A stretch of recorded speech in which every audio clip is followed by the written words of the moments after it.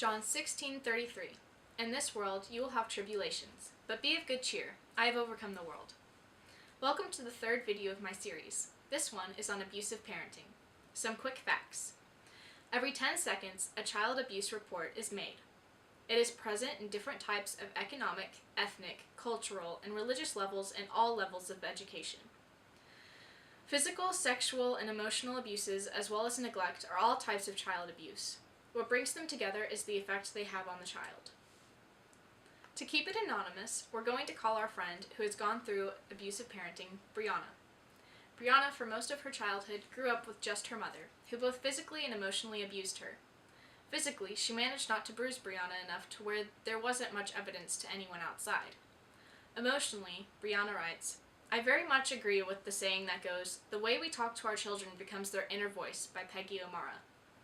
Even for a long time after I became an adult, if I messed up on something, I'd hear my mother's voice in my head telling me that I was book smart but life stupid, or that I would never amount to anything important.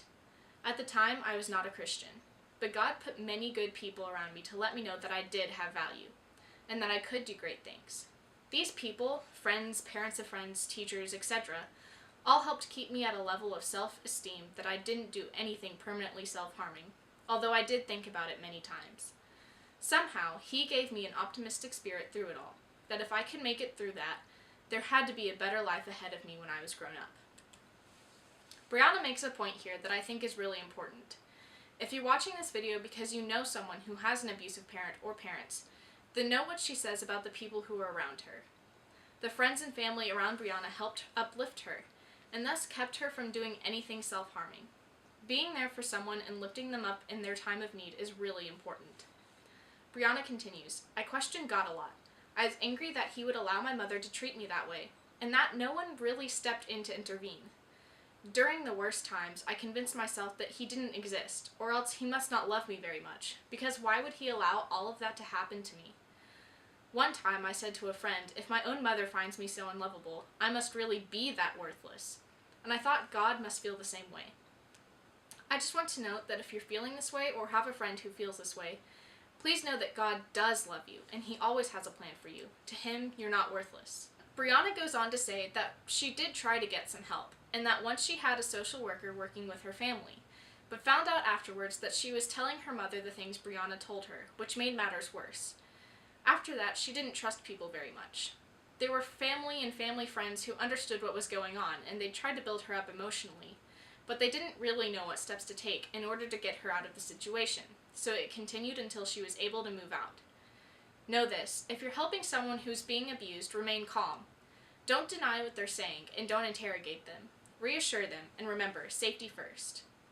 Brianna leaves some advice on how to deal with abusive parents in a spiritually sound way.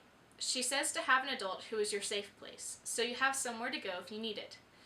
She continues with, don't be afraid to tell your story, even if it feels like no one is listening. You have to be comfortable saying that it's not okay for someone to hurt you in that way. Understand that if the people around you don't seem to take action, it doesn't mean they don't care, or that you're not important. It's more likely that they genuinely feel helpless too. As for the spiritual aspect, she wants you to please understand that you do have a parent who loves you, and who sacrificed everything for you. You are precious and beautiful to your Father in heaven, and he has a plan for you. He can use this experience to make you into a passionate advocate for others, and to build a love in you for defending those who cannot defend themselves. You can be an amazing parent one day, too, looking to God as your example of what kind of parent to be, and looking to your experience to know what kind of parent you don't want to be. She closes with this last piece of advice. Tell yourself every day that you will survive this, and you will do great things for God's kingdom. Hebrews 12:2 says, For the joy set before him he endured the cross, scorning its shame, and sat down at the right hand of the throne of God. Jesus endured a great deal of pain, and he made it through by holding on to hope and joy for the future. You and I, we can do the same.